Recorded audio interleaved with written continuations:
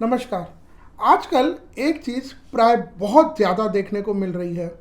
लोग करोड़ों रुपए का, लाखों रुपए का अपना मनचाहा घर बनाते हैं, बंगला बनाते हैं, विला बनाते हैं या बहुत पैसा लगा करके हार्ड अर्न्ड मनी को उनका जो सपना होता है कि मेरा एक अच्छा घर हो, भगवान की कृपा से, उनकी मेहनत से, उनके कर्मों से, पूर्वजों के पुण्य प्रताप से वो घर मिल जाता है। लेकिन समस्या कहाँ आती है?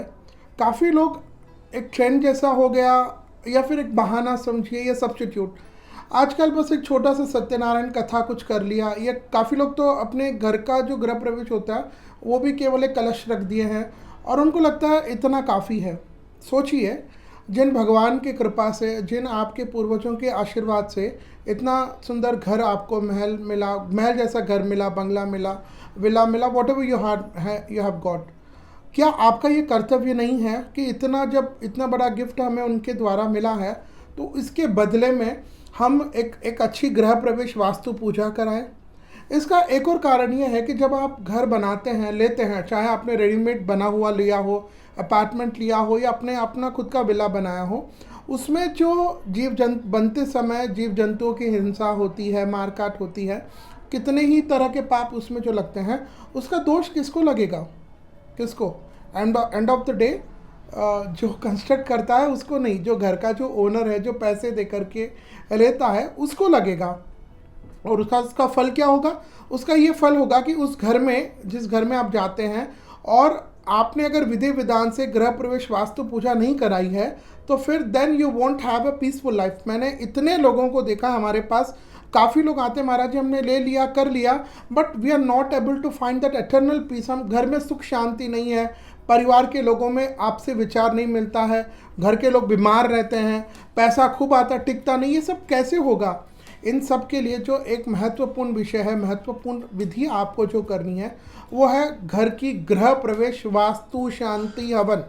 केवल सत्यनारायण भगवान से या कुछ नॉर्मल कोई भी और पंडित जी को बुला करके कर लिया नहीं। अच्छा, जो पंडित जी जानते हैं उनको दक्षिणा दीजिए। ये मत सोचिए कि इतने से काम को इतना है, तो ये आपका विषय नहीं है। आपको ये चीज़ लगना, जहाँ हजारों करोड़ों, जहाँ हजारों लगे, लाखों लगे या करोड़ों लगे हैं, वहाँ पंडित जी को आप जी भर करके जितना पंडित जी मांगते हैं विदाउट एनी बार्गेन दीजिए। और उसके बाद जब वो पंडित जी विधि विधान से, और एक और चीज़ ध्यान रखिएगा, पंडित जी की जब मैं ये बात करता हूँ तो इस पर विषय पर ध्यान दीजिए कि जो इस विषय को जानते हैं।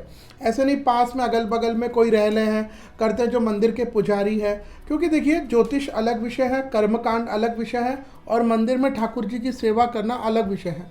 अब जैसा हमारा कर्मकांड और ज्योतिष का विषय है, आप अपने घर में हमको पुजारी के लिए अगर नियुक्त कर दें और हमसे ये कहें महाराज जी आप हमारे ठाकुर जी की सेवा करिए, तो हम जब थाली, आरती की थाली लेंगे और घंटी बजाएंगे, तो थाली चलेगी तो घंटी रुक जाएगी, या थाली रुकेगी तो घंटी बजते रहेगी। तो ये क्योंकि वो मेरा विषय नहीं है, इसमें मेरी बुराई आप कह सकते हैं, या फिर मेरा वो विषय नहीं है, तो मैं उसमें, मुझे वो नहीं करना चाहिए।